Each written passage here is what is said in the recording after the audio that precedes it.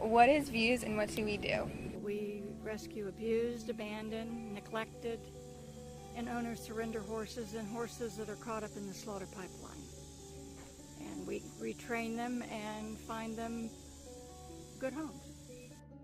It has taught me a lot more. When you have just your own personal horses, you don't have to deal with a lot of different horse personalities.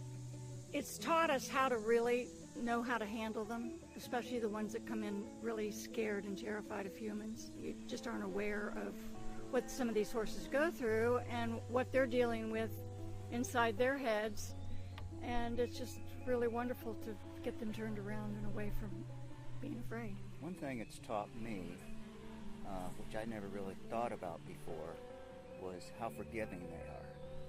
Because a lot of the horses that we get in here now are coming from the slaughter pipeline.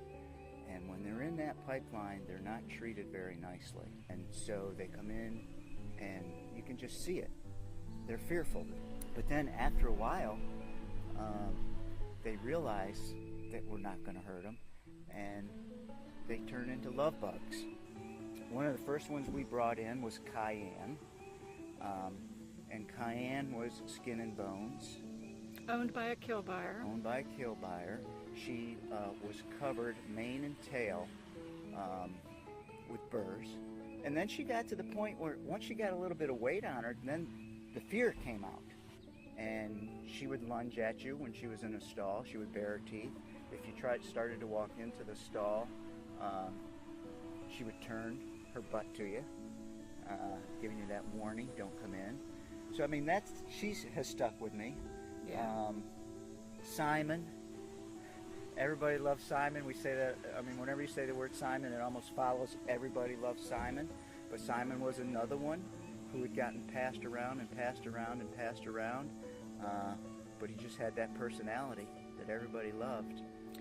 He was supposed to load on a kill truck, and one of the workers at the kill pen took a liking to him and hit him. And then we were able to get him out of there once we knew about him.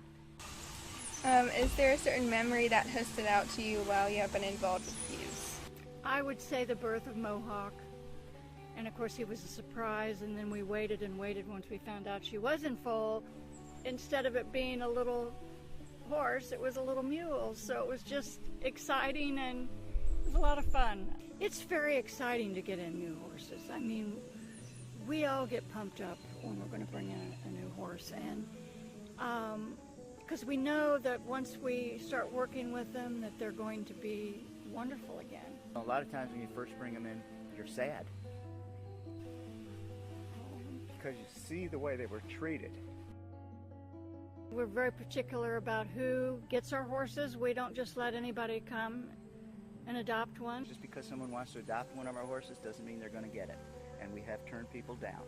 Yeah, it's bittersweet, but we find them a home. That's what we do.